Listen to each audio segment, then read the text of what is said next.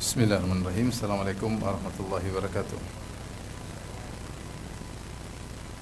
Alhamdulillahi ala ihsani wa syukru lahu ala taufiqihi wa amtinani. Asyhadu an la ilaha illallah wahdahu la syarika lahu ta'ziman li sya'nih wa asyhadu anna Muhammadan abduhu wa rasuluhu ila ridwanih. Allahumma salli alaihi wa ala alihi wa ashabihi wa ikhwani.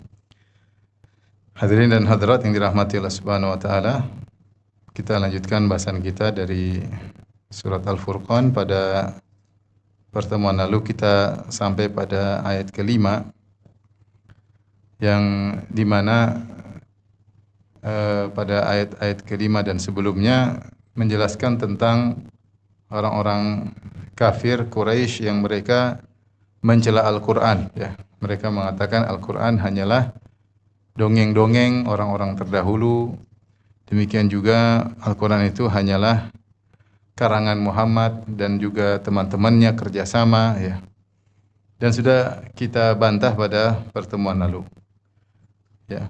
Dan di antara bantahan Allah Subhanahu wa taala sebutkan pada ayat ke-6, "Qul anzalahu alladzi ya'lamu sirra fis samawati wal ardi innahu kana ghafurar rahima."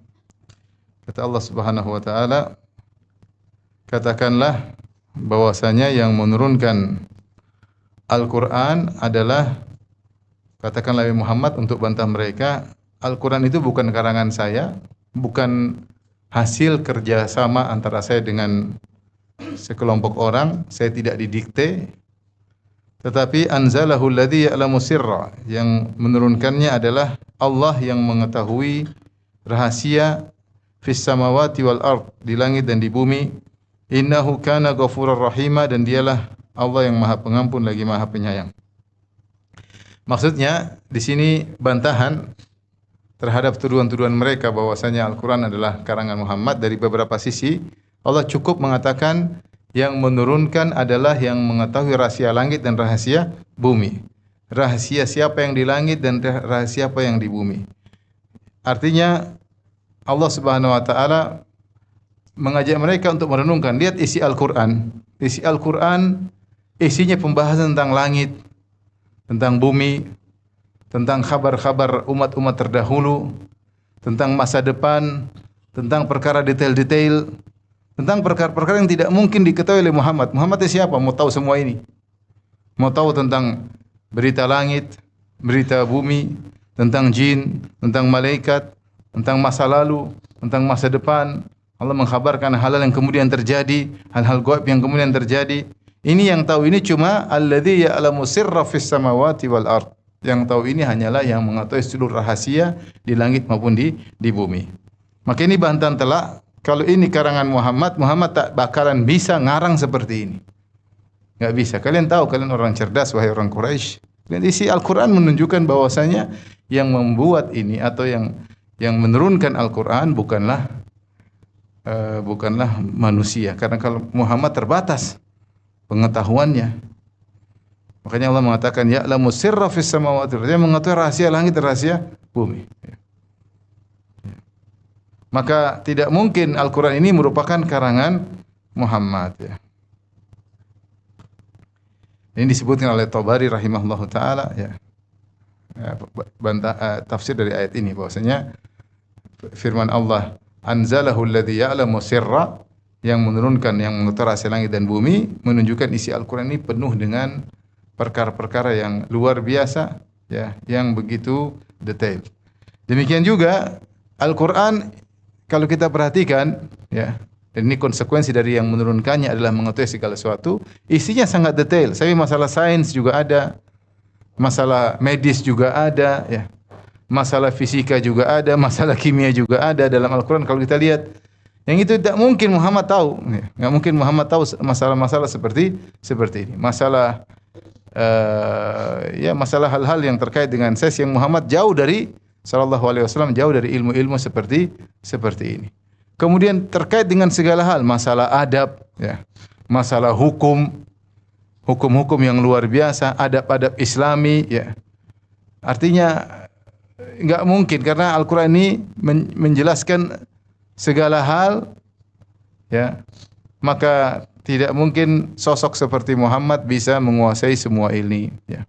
Sehingga ini dalil bahwasanya ya Al-Qur'an bukan karangan Muhammad sallallahu alaihi wasallam.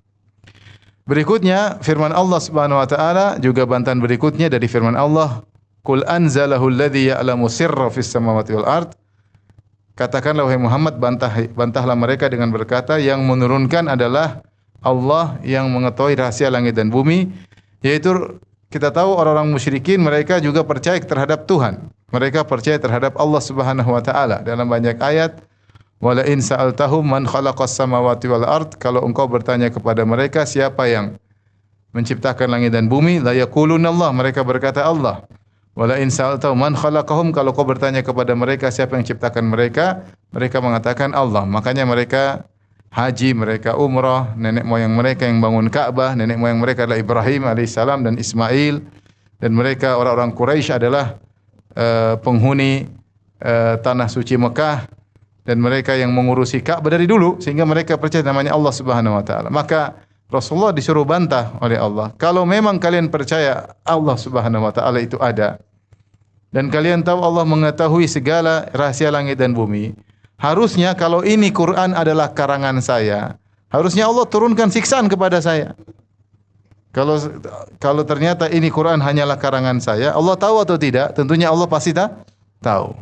Kalau ternyata Allah tahu, harusnya Allah akan binasakan saya. Kenapa tidak ada kebinasaan sama sekali, bahkan ditolong oleh Allah Subhanahu wa taala selama Rasulullah berdoa selama 23 tahun? Maka ini di antara bantahan. Seakan-akan Allah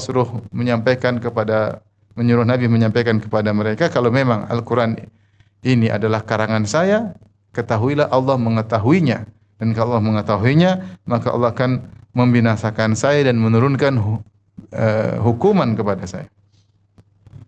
Kemudian juga ayat ini juga menunjukkan di antara yang disebutkan oleh Tahir bin Ashur, bahwasanya firman Allah, "Qul anzalahu alladzi ya'lamu sirra fis samawati wal ard."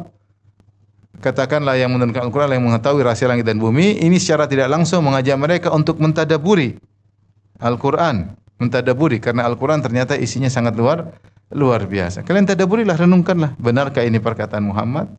Coba lihat konten dari Al-Qur'an, ya. Kalian hendaknya mentadabburi, dan ini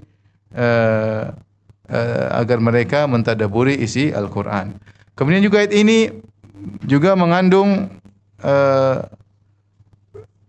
pemberitahuan bahwasanya mereka ketika menolak Al-Qur'an itu hanyalah karena ngeyel, ya, karena ngeyel. Maka Rasulullah disuruh mengucapkan, "Anzalahu alladzi ya'lamu sirra fis samawati wal ard." Ketahuilah yang menurunkan Al-Qur'an adalah yang mengetahui rahasia langit dan bumi, rahasia seluruh penghuni langit dan rahasia seluruh penghuni bumi. Artinya kalian menolak Al-Qur'an itu kalian hanyalah karena ngeyel, karena sombong. Kalian tahu tentang kebenaran Al-Qur'an. Kalian tahu. Oleh karenanya orang-orang jujur di antara mereka begitu mendengar Al-Qur'an masuk Islam. Ketika mereka mendengar Al-Quran, mereka masuk Islam, ya. Kenapa mereka menolak Al-Quran? Mereka tahu Al-Quran bukan karangan Muhammad. Karena balaghahnya, karena susunannya, karena kontennya, mereka tahu Al-Quran bukan karangan Muhammad. Sehingga mereka dengan mengatakan Al-Quran sihir, hanyalah sihir. Makanya Muhammad kalau baca orang tersihir. Dan mereka tahu itu bukan sihir. Sihir ada jampi-jampinya, ada aturannya, bukan sihir. Jimat-jimat ada aturannya, ya. Sehingga sebenarnya hati mereka tahu bahwasanya Al-Quran itu benar. Dari sini Allah mengatakan, sampaikanlah kepada mereka wahai Muhammad, Allah tahu rahasia hati mereka. Dialah yang mengetahui rahasia langit dan bumi. Jadi kalau mereka mau nolak, hanyalah karena kedustaan wahai Muhammad, tapi mereka ngeyel terhadap ayat-ayat Allah Subhanahu wa taala. Fa innahum la yukadzibunak walakin adh-dhalimina bi ayatillahi yajhadun. Kata Allah, sebenarnya mereka tidak mendustakan engkau wahai Muhammad, tapi mereka ngeyel terhadap ayat-ayat Allah Subhanahu wa taala. Jadi di sini karenanya di akhir ayat Allah mengatakan, "Innahu kana ghafurar rahima." Sungguhnya Allah itu Maha Pengampun lagi Maha Penyayang. Setelah firman Allah, "Qul anzalahu alladzi ya'lamu sirra fis samawati wal ard, innahu kana ghafurar rahima." Katakanlah Muhammad, sungguhnya yang menurunkan Al-Quran adalah zat yang mengetahui rahasia langit dan rahasia bumi, rahasia penghuni langit, rahasia penghuni bumi, rahasia perbuatan Muhammad dan rahasia isi hati kalian. Allah tahu kalian hanyalah karena ngeyel dan sombong. Sebenarnya isi hati kalian mengakui kebenaran Al-Quran. Maka bertaubatlah, isyarat untuk bertaubat. Kalau kalian bertaubat, innahu kana ghafurar rahima, sungguhnya Allah Maha Pengampun lagi Maha Penyayang. Inilah kenapa di akhir ayat Allah mengatakan innahu kana ghafurar rahima. Itu Allah tahu kalian hanyalah sombong dan angkuh. Padahal nurani kalian tahu Al-Quran adalah benar diturunkan dari Allah Subhanahu wa taala. Maka bertaubatlah, jangan ikut kesombongan kalian. Jangan ikut keangkuhan kalian karena Allah Maha Pengampun lagi Maha Penyayang. Dan kita tahu betapa banyak orang menolak kebenaran bukan karena dia mendustakannya, tapi karena duniawi, karena kesombongan, karena keangkuhan, karena malu, karena apa, sehingga dia menolak kebenaran. Padahal nuraninya tahu hal itu adalah kebenaran. Tapi kalau dia nolak dengan alasan berbagai macam alibi dan berbagai macam dalil, Allah mengetahui isi hati manusia. Maka ini peringatan bagi kita, kalau kita tahu kebenaran jangan kita tolak, kita berusaha menerima, apalagi kebenaran dari Al-Quran dan Sunnah. Ya. Taib, ini ayat yang ke-6. Kita lanjut ayat yang ke-7. Jadi selesai tuduhan mereka terhadap Al-Quran dan bantahan terhadap mereka. Ya, bahkan Allah mendikte bagaimana cara bantah mereka. Allah mengatakan, katakanlah yang menurunkan Al-Quran adalah yang mengetahui rahasia langit dan bumi. Bukan saya Muhammad, apalagi ngajak orang-orang ngarang Al-Quran. Saya ini siapa? Ilmu saya cetek, tahu dari mana tentang masalah isi Al-Quran yang luar biasa. Dari mana saya bisa ngarang seperti ini? Kalian berenungkanlah. Kalian hendaknya tadabbur Al-Quran. Lihat bagaimana. Kalian bertobatlah, seakan-akan bertobatlah. Kalian tahu ini bukan karanganku. Kalian tahu saya siapa. Saya sejak kecil tidak bisa baca, tidak bisa tulis. Saya dulu main sama kalian, Abu Jahal teman saya. Gimana saya bisa ngarang seperti ini?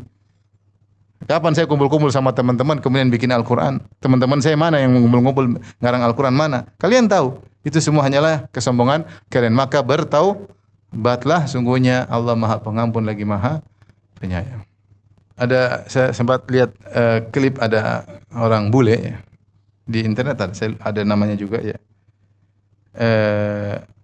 Dia berusaha mencari-cari kesalahan Islam, bahkan mencari-cari kesalahan Al-Quran. Cari-cari terus. Pokoknya berusaha menjatuhkan Al-Quran, menjatuhkan Islam, mengejek Nabi Muhammad SAW. Itu bertahun-tahun dia lakukan. Sampai satu hari dia ada buku-buku, entah saya lupa apa, rak jatuh sehingga buku-buku bertaburan. Kemudian dia angkat. Salah satu yang jatuh adalah Al-Quran. Ketika dia pegang Al-Quran, Al-Quran dalam kondisi terbuka.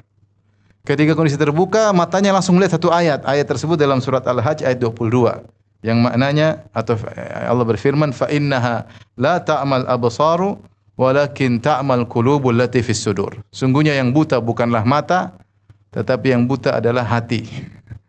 Ketika dia lihat ayat itu, subhanallah, Allah mentakdirkan dia lihat ayat itu, dia menyadari inilah kondisi saya sebenarnya. Sebenarnya saya tahu kebenaran Islam, tapi bukan mata saya yang buta, tapi hati saya yang buta. Akhirnya masuk Islam. Jadi maksud saya, banyak orang tahu kebenaran Al-Quran, kebenaran Islam, tapi karena hawa nafsu, karena dunia, karena jabatan, karena kedudukan, sehingga menolak. Contoh nyata Heraklius. Heraklius sudah tahu kebenaran Islam, bahkan menanti-nanti kedatangan Nabi Muhammad SAW. Bahkan dia berkata kepada Abu Sufyan, kalau saya mampu saya akan datangi Muhammad, saya akan cuci kedua kakinya. Dia bilang begitu. Dia sudah ngaku, ini adalah Rasul yang saya tunggu-tunggu. Saya tidak menyangka dari kalian, saya menyangka Rasul dari kalangan Bani Israel. Ya, subhanallah, ketika datang perintah Rasulullah untuk dia beriman, dia kumpulkan anak buahnya. Dia bilang, bagaimana menurut kalian kalau kalian membaiat Nabi yang baru ini? Maka mereka memberontak. Mereka tidak terima. Akhirnya dia mengatakan, saya cuma ngetes iman kalian. Akhirnya dia tetap kafir. Kafir. Makanya ketika perang Tabuk, Rasulullah SAW kirim pasukan, dia enggak berani muncul. Dia tahu yang dia hadapi adalah seorang nabi. Tapi setelah Rasulullah meninggal, maka dia perang. Subhanallah, gara-gara jabatan, akhirnya menolak apa? Kebenaran. Gara-gara jabatan. Gara-gara rak jatuh masuk Islam, subhanallah.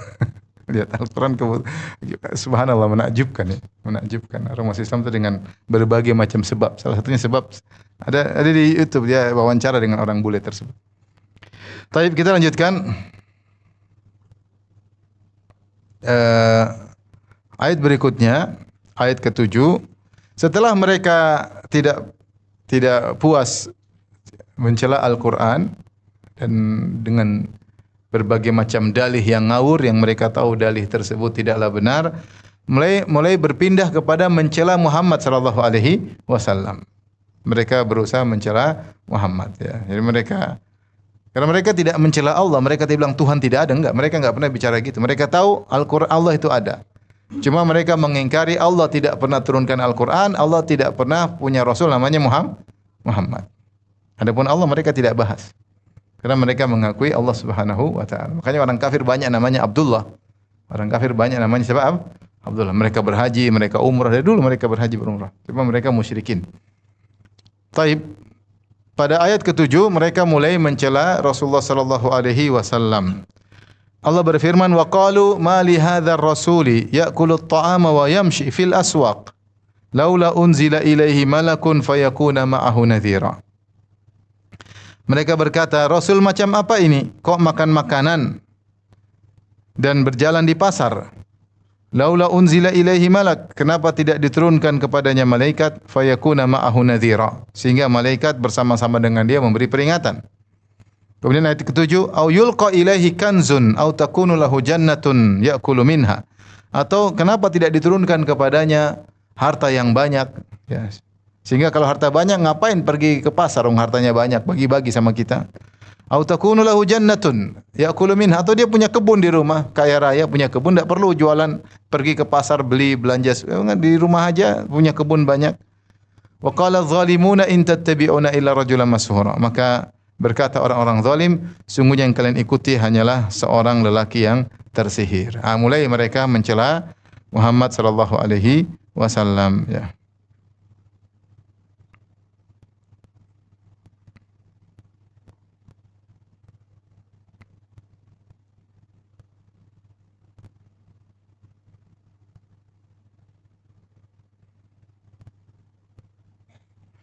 Tapi mereka ketika menolak kerasulan Nabi Muhammad sallallahu alaihi wasallam, mereka ingin mengatakan seorang rasul harus beda dengan kita, harus beda dengan kita. Kenapa rasul sama seperti kita? Apa spesial dia? Dia makan seperti kita makan. Ya'kulu mimma ta'kuluna minhu wa yashrabu mimma tashrabun. Sama seperti Nabi Hud ketika kaumnya menolak Nabi Hud, mereka berapa Hud Nabi? Makan seperti kita makan, minum seperti kita minum. Kita ingin Rasul tidak seperti kita. Kemudian Rasul ngapain ke pasar? Jual beli barang, jualan, belanja. Rasul cari makan, jalan-jalan di pasar. Sehingga mereka menjadikan dalil bahwasanya seorang Rasul tidak boleh seperti manusia biasa. Ya. Dan ini makanya mereka mengatakan, kenapa tidak ada malaikat turun kepadanya, atau diturunkan harta kepadanya, atau punya kebun ya.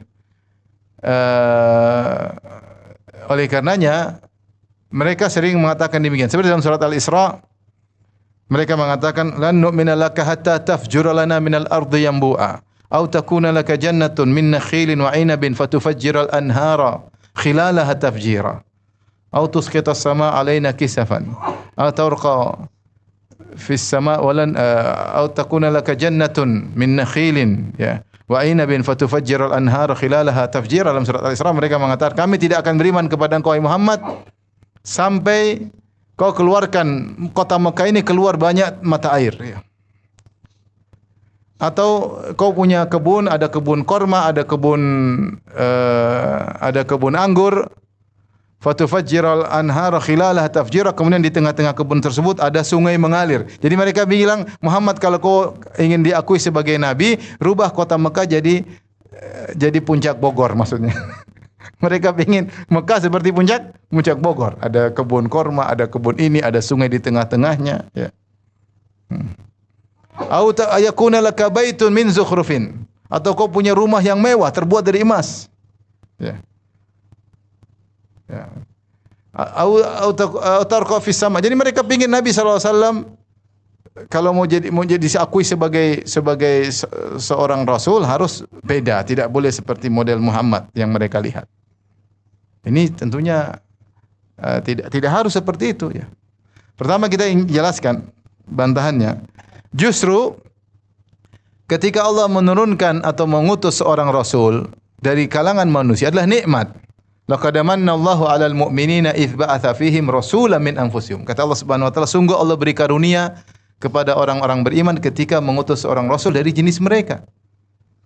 Dalam ayat yang lain kata Allah, laqad ja'akum rasulun min anfusikum azizun 'alaihi ma 'anittum harisun 'alaikum bil mu'minina raufur rahim. Telah datang seorang rasul dari jenis kalian, yaitu manusia seperti kalian. Dari apalagi orang Arab, orang Arab waktu itu ya.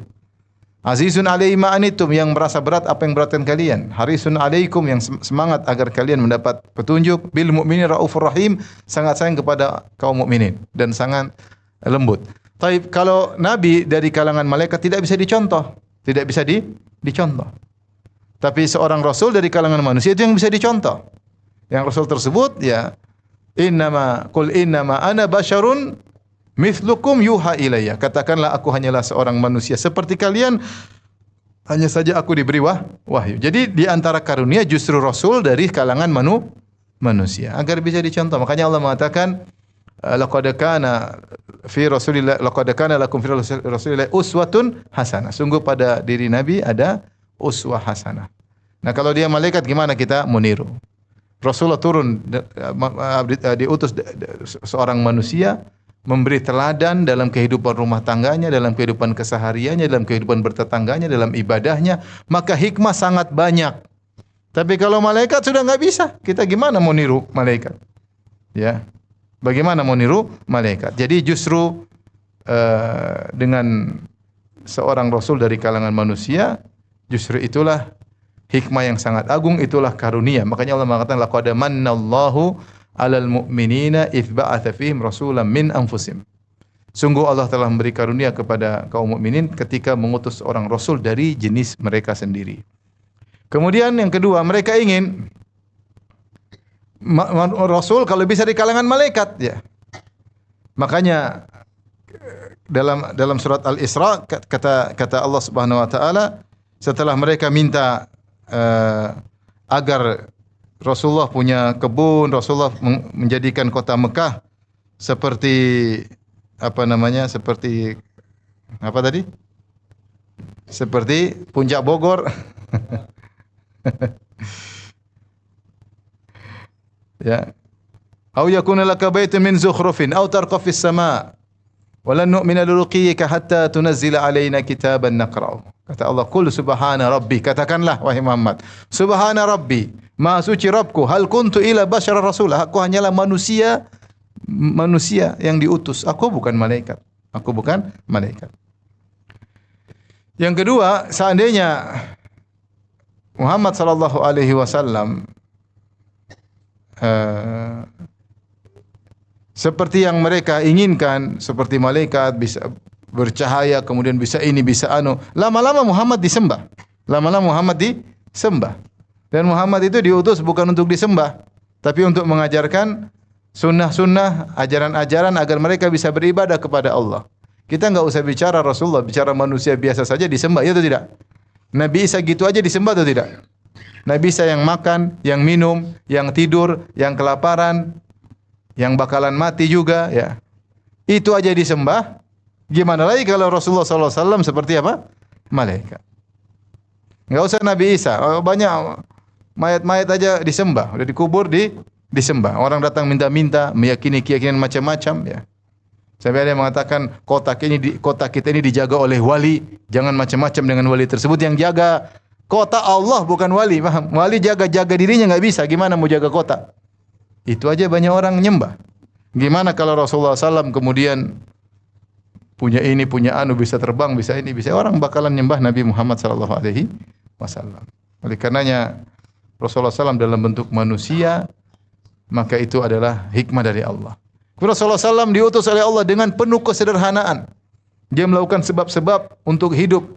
Dia menikah, dia makan, dia mencari nafkah, dia pergi ke pasar, bolak-balik, dia buang hajat agar bisa dicontoh. Kalau Rasulullah SAW kaya raya, siapa yang bisa mencontohinya? Makanya di antara mukjizat Nabi SAW disebutkan oleh sebagian ulama, Rasulullah SAW sejak dia jadi Nabi sampai meninggal dunia selalu konsisten dan komitmen zuhud. Tidak pernah Rasulullah berfoya-foya sedikit pun. Tidak pernah Rasulullah SAW berfoya-foya sedikit. Kalau dia mau berfoya-foya bisa. Betapa sering Rasulullah SAW menang peperangan dan hartanya begitu banyak, tapi semua dia sedekahkan. Bahkan Fatimah radhiyallahu anha ketika minta budak jadi pembantu, untuk jadi pembantunya Rasulullah tidak kasih. Rasulullah suruh berzikir kepada Allah Subhanahu wa taala. Kata Rasulullah, bagaimana saya kasih kau pembantu sementara ashabu suffah, para sahabat kelaparan, mending budaknya saya jual, hartanya saya bagi-bagikan kepada orang-orang miskin. Sehingga kalau Rasulullah SAW kaya raya, kita susah. Orang Islam banyak yang miskin atau banyak yang kaya? Yang kaya juga ada, tapi miskin lebih banyak. Bagaimana mencontohi? Tapi kalau dia tahu Nabi dia sangat miskin, Nabi dia mencontohkan kemiskinan, maka dia terhibur. Makanya Rasulullah SAW itu penuh dengan ujian. Kemiskinan, anak-anaknya pada meninggal, ya. Diusir dari kaumnya, dimusuhi oleh kaumnya, banyak hal. Rasulullah sakit, sehingga bisa dicontohi bahwasanya apapun musibah yang kau alami masih ringan dibandingkan musibahnya Nabi Muhammad sallallahu alaihi wasallam. Dituduh dengan tuduhan yang tidak-tidak. Apa ada orang dituduh dengan tuduhan pendusta, penyihir, dukun, disihir? Tidak ada. Kita paling dosa, paling dibilang pendusta sudah. Tapi belum ada yang bilang misalnya Firanda penyihir, belum ada. Kalau pendusta ada, tapi kalau bilang penyihir belum ada. Apalagi tersihir, dibilang orang gila, belum ada yang bilang saya gila, belum ada. Tapi Rasulullah semua gelaran tempel sama Nabi. Justru dengan kesederhanaan Nabi itulah anugerah bagi kaum muslimin agar bisa mencontohi bagaimana Rasulullah sallallahu alaihi wasallam. Ya. Jadi mereka ingin Rasulullah sallam seperti malaikat, ya. Oleh karenanya sebagian ulama mengatakan di sini, ada yang mengatakan perkataan dinukil juga oleh Al-Alusi, ya, bahwasanya mereka pertama ingin Rasulullah seperti malaikat.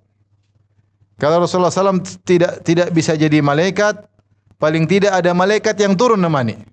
Ya, kata laula unzila ilaihi malakun fayakuna ma'ahu nadhira. Kalau dia tidak jadi malaikat, ada malaikat turunlah nemanin dia ikut dakwah. Kalau enggak bisa dari malaikat, paling tidak dia punya harta yang banyak. Au yulqa ilaihi kanzun, atau turun harta yang begitu banyak sehingga dia bagi-bagi seperti raja. Seperti apa, raja? Maunya Rasul seorang raja yang punya harta yang banyak. Kalau paling tidak jadi raja, minimal punya kebun. Punya kebun sehingga tidak perlu pergi ke pasar. Jadi mereka bilang Nabi harusnya begitu. Ini semua adalah omong kosong. Nabi tidak demikian. Justru Nabi dengan Allah pilihkan kondisinya seperti yang terjadi, itulah yang terbaik sebagai teladan bagi manusia sampai hari kiamat kelak. Sosok Rasulullah SAW yang luar biasa, ya. Sebagai ayah, sebagai suami, sebagai pejuang, sebagai sahabat, sebagai kepala negara, sebagai orang yang pernah sakit, orang yang pernah menderita, orang yang pernah diberi harta, semua Rasulullah contohkan. Sehingga kita bisa lihat bagaimana contoh nyata dari Rasulullah sallallahu alaihi wasallam seperti dikabarkan dalam hadis-hadis yang sahih. Kalau Nabi malaikat selesai urusan. Ya. Ada kamu kenapa enggak gini lah? Rasul kan malaikat. Sehingga enggak bisa dicontohin.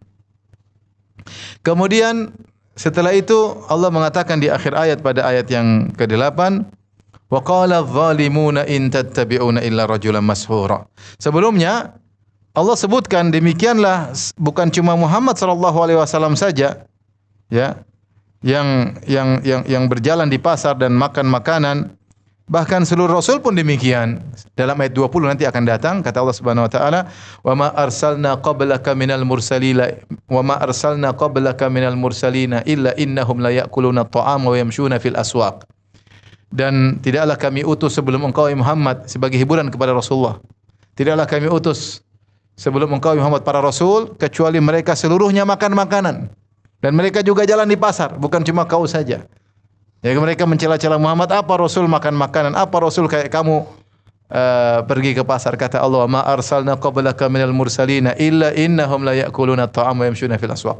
Tidak ada seorang rasul pun yang kami utus kecuali seluruh rasul seperti engkau juga. Mereka makan makanan, mereka juga minum minuman, mereka juga berjalan di pasar. Termasuk Nabi Isa alaihissalam, makan dan minum. Nabi Isa bukan Tuhan dan juga bukan malaikat, ya. Makanya ketika Allah membantah Nasara, Allah mengatakan kana ya'kulani ta'am. Isa dan ibunya makan makanan, dan yang makan makanan bukanlah Tuhan. Taib, kita lanjutkan. Kemudian di akhir ayat ke-8 kata Allah setelah mereka minta kau harusnya begini, harusnya begini, harusnya begini, harusnya begini. Wa qala adh-dhalimuna in tattabi'una illa rajulan mashura. Maka berkatalah orang-orang zalim, sungguhnya kalian yang kalian ikuti hanyalah orang yang tersihir. Hanyalah orang yang tersihir. Mereka nuduh Muhammad tersihir. Mereka nuduh Muhammad tersihir. Taib. Ini disebutkan yang mengatakan perkataan ini cuma satu orang. Saya lupa siapa namanya. Disebut dalam buku-buku sirah. Seorang musyrik yang mengatakan Muhammad tersihir. Dan kita tahu tuduhan kepada Rasulullah berbagai macam. Terkadang mereka bilang Muhammad penyihir. Terkadang mereka Muhammad dikatakan apa? Tersihir. Saking santernya tuduhan ini tersihir, akhirnya diikuti oleh banyak orang atau dibenarkan oleh banyak orang.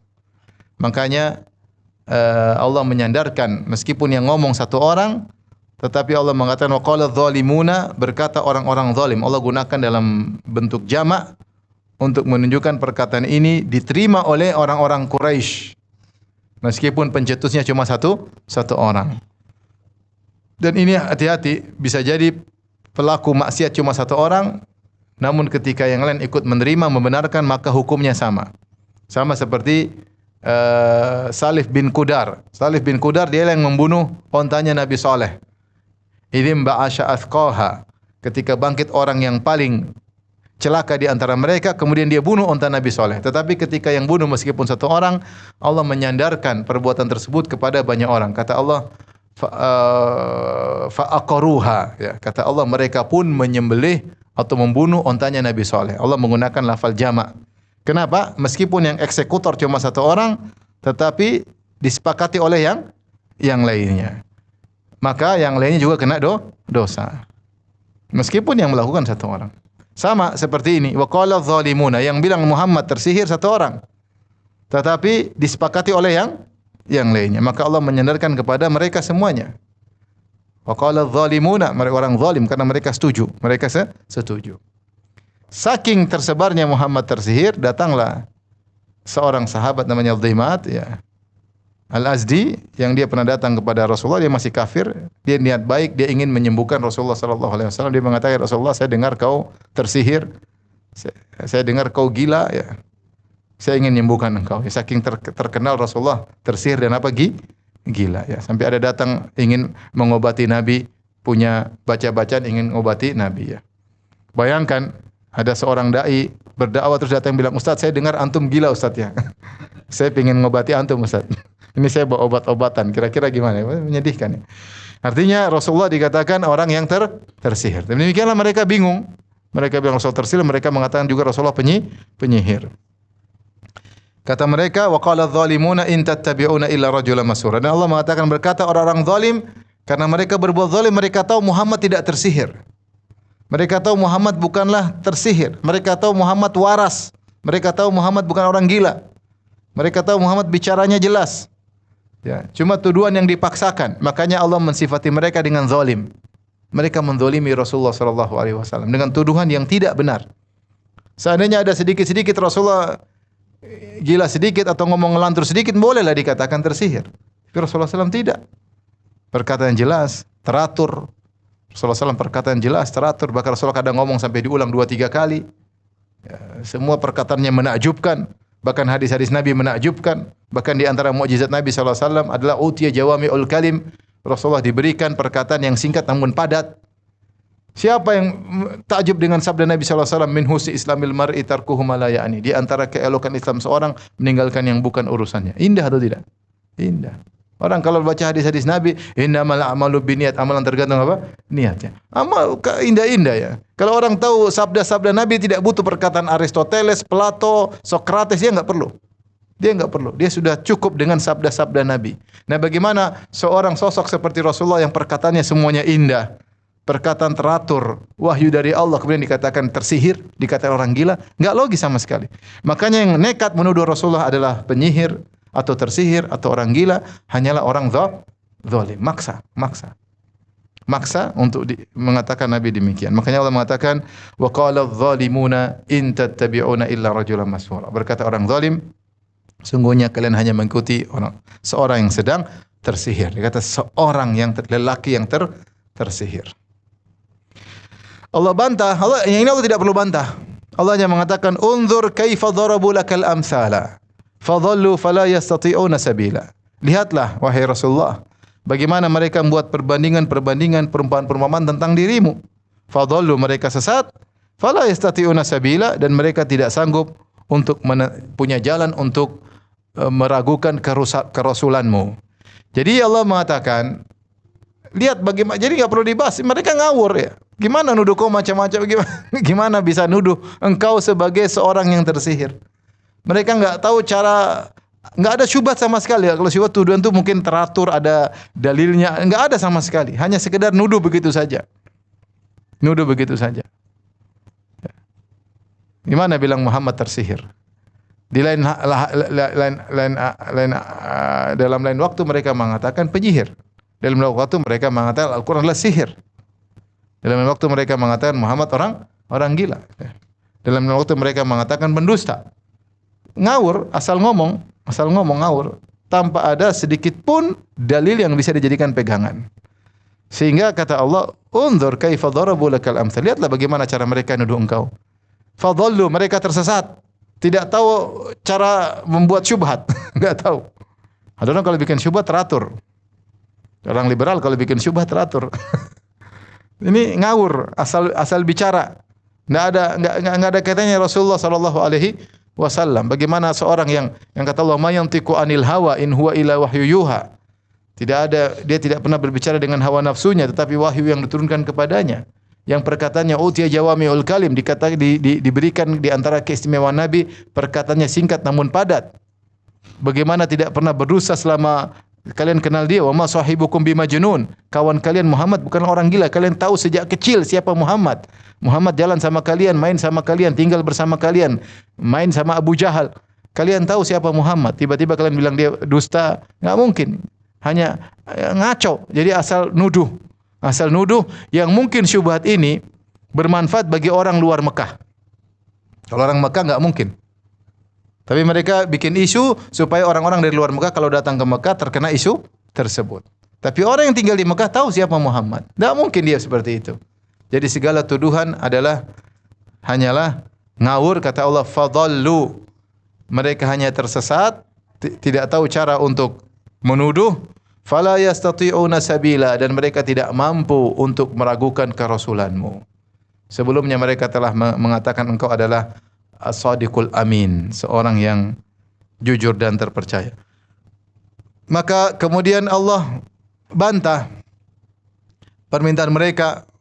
Harusnya Muhammad kalau namanya seorang rasul harus begini, harus begini, harus begini, harus begini. Kata Allah Subhanahu wa taala, Tabarakalladzi, dalam ayat yang ke-10, Tabarakalladzi in syaa'a ja'ala laka khairan min dzalika jannat.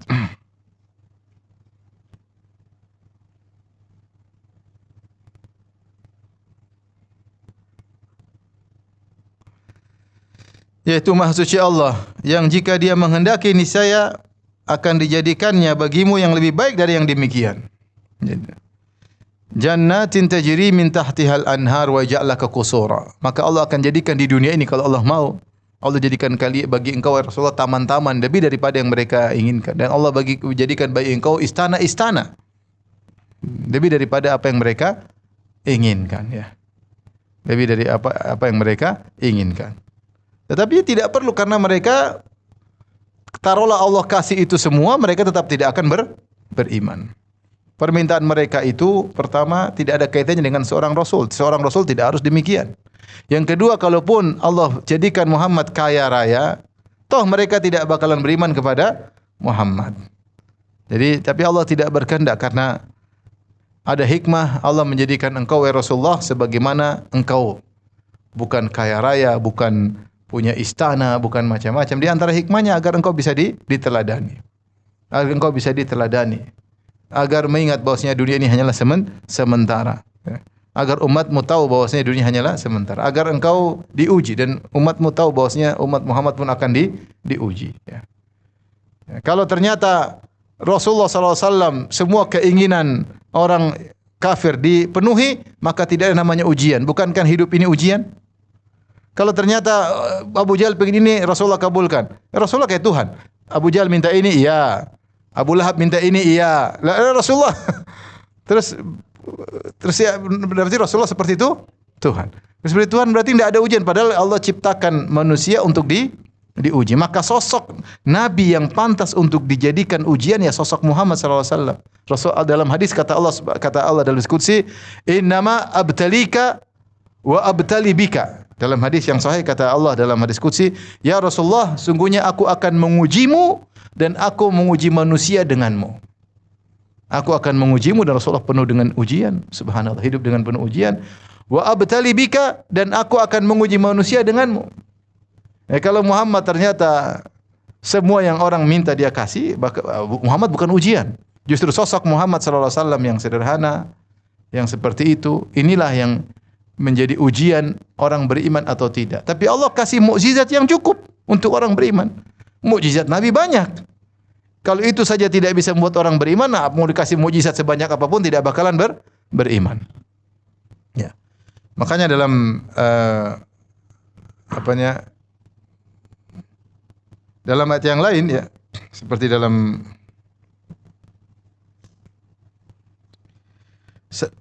surat Al-Hijr ayat 14, mereka minta Rasulullah naik ke atas, kemudian pintu langit terbuka, kemudian Rasulullah bawa Al-Quran misalnya turun dari langit. Kata Allah, "Walau fatahna alaihim babam minas sama'i fadhallu fihi ya'rujun." Seandainya jangankan Muhammad, mereka saja yang naik.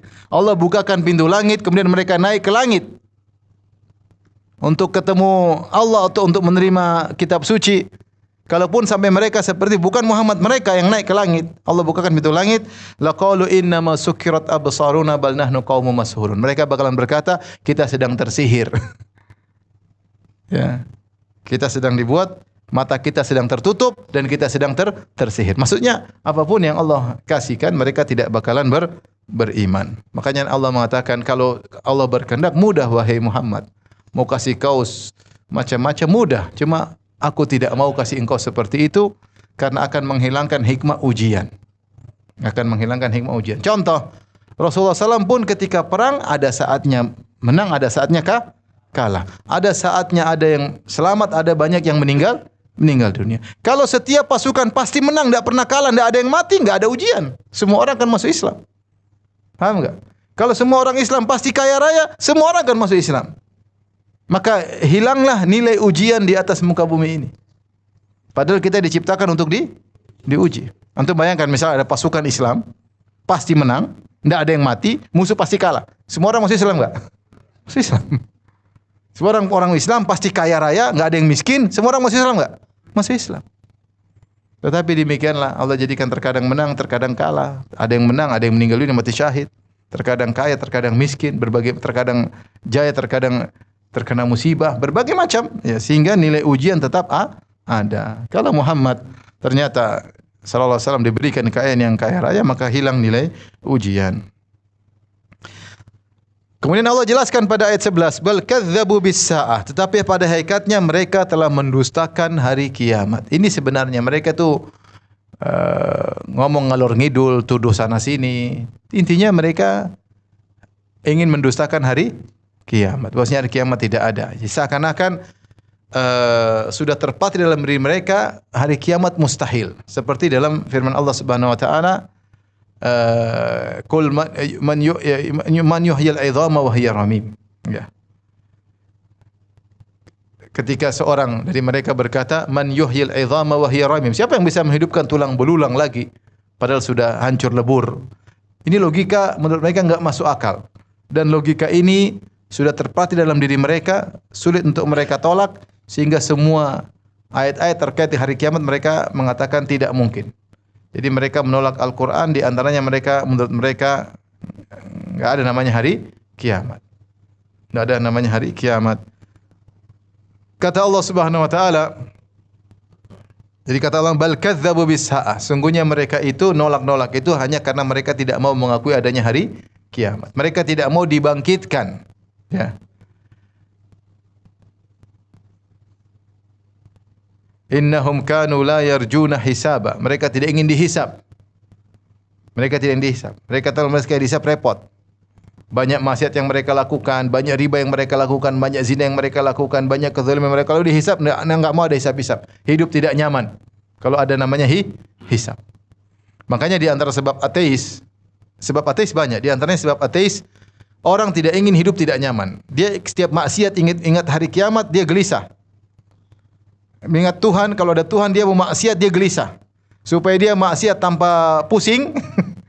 Dia narkoba tanpa pusing, dia zina tanpa pusing, dia minum khamar tanpa pikiran macam-macam, anggap Tuhan tidak ada. Selesai. Dia nyaman. Nah itu di antara sebab ateisme. Ateis sebabnya beberapa. Di antaranya tadi, hawa nafsu, ingin bermaksiat tapi tidak ingin gelisah ketika bermaksiat. Supaya tidak gelisah, anggap saja Tuhan tidak ada. Udah, kalau masih Tuhan ada, waduh nanti gimana, kalau mati bagaimana, kalau gimana, datang malaikat maut gimana. Anggap semua itu dongeng, selesai. Pokoknya Tuhan tidak ada, malaikat enggak ada, semua dongeng. Ayo mau narkoba, mau bunuh orang, mau nipu orang, mau apa, terserah. Bebas. Maka Tuhan tidak ada. Sama seperti orang-orang kafir Quraisy. Mereka tidak mau dihisab. Mereka dihisab repot. Mereka minum khamar, mereka zina, mereka main judi, mereka membunuh, mereka bunuh anak-anak mereka. Mereka enggak bisa hidup seperti ini kalau harus mikir adanya hari kebangkitan. Enggak ada hari kebangkitan. Sehingga mereka bal kadzdzabu bis-saah.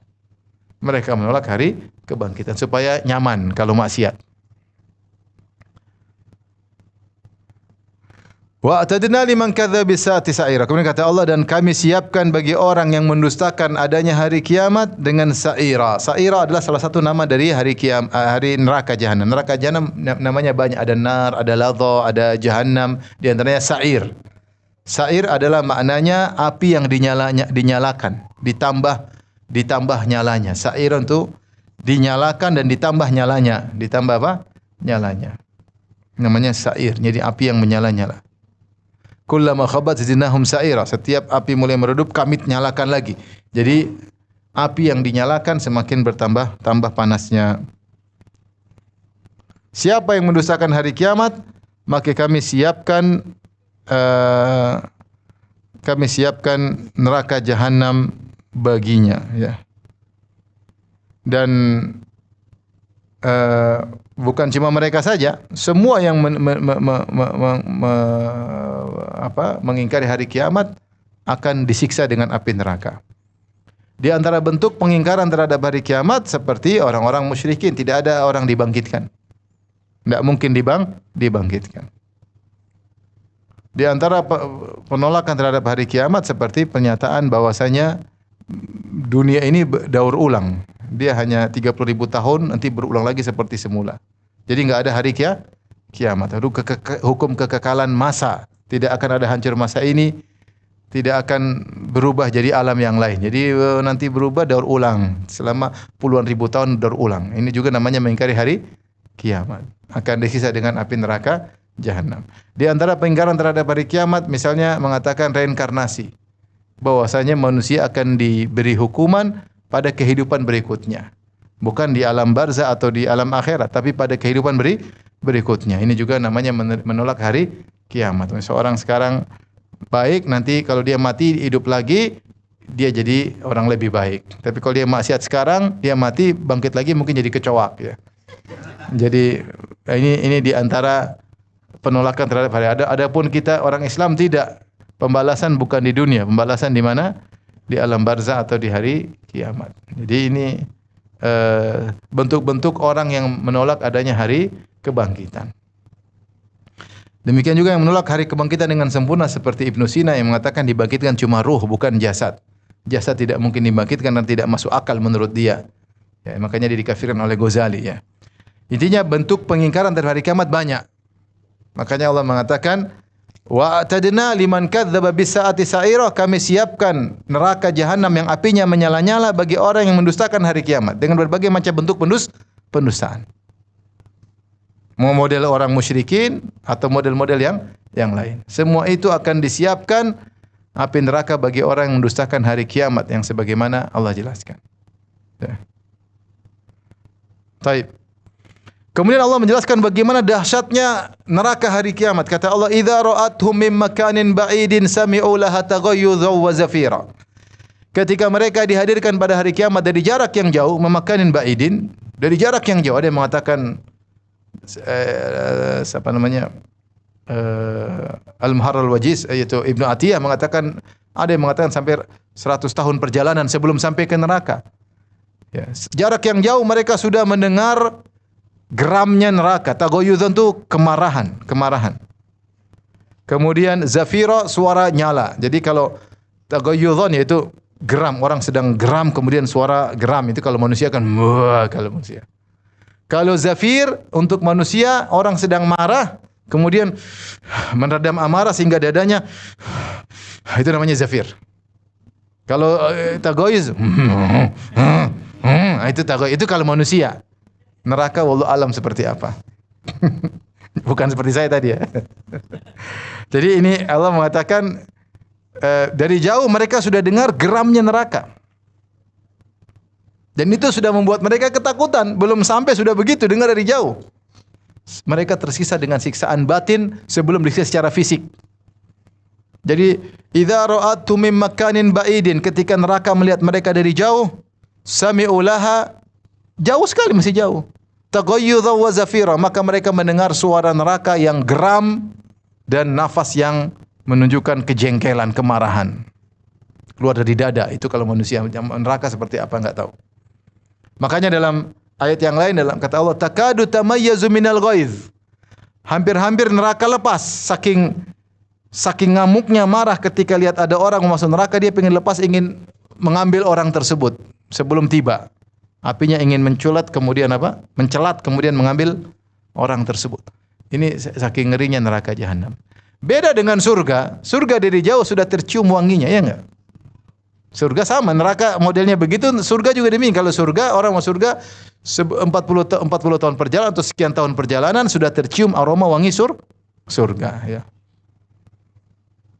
Saya sering sampaikan seperti kalau kita ke Masjid Nabawi, belum sampai gerbang Masjid Nabawi, dari jauh sudah terasa AC-nya, ya enggak? Apalagi musim panas. Baru 30 meter sudah, wah, belum masuk. Di surga puluhan tahun perjalanan sudah tercium wanginya. Neraka pun demikian.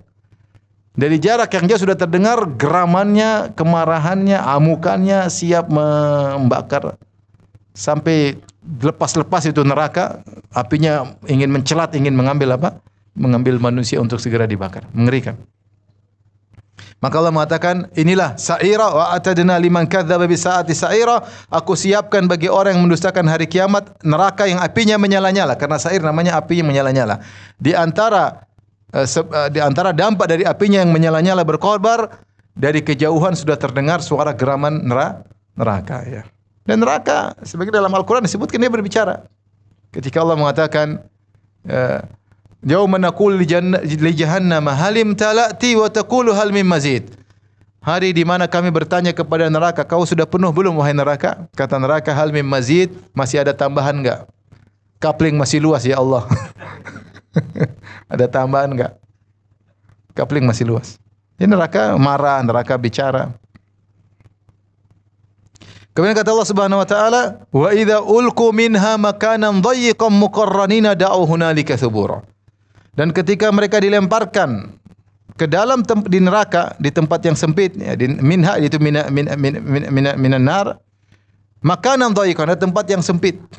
Neraka luas tapi mereka dikumpulkan pada satu tempat sempit, rame-rame, muqarranin yaitu bergandengan. Ada yang mengatakan bergandengan, dibelenggu. Seperti orang sedang ditawan, dibelenggu satu dengan satu, yang dikasih rantai, semuanya barang-barang dilempar. Sehingga mereka semakin tersiksa. Dibakar di tempat yang sempit, rame-rame dengan yang lainnya, bergandengan, sesak, maka semakin panas. Ketika itu kata Allah, da'au hunalika thubura. Maka mereka berteriak, celaka, celaka. Da'au thubura, hunalika thubura. Ada dua tafsiran. Ada yang mengatakan da'una lika thubura, maksudnya mereka mengatakan celaka kita, mampus kita, celaka kita, celaka mampus kita. Nah, sudah apalagi sudah di tempat yang sempit, api menyala, kemudian barang-barang dengan yang lainnya terbakar dengan teman-teman rame-rame.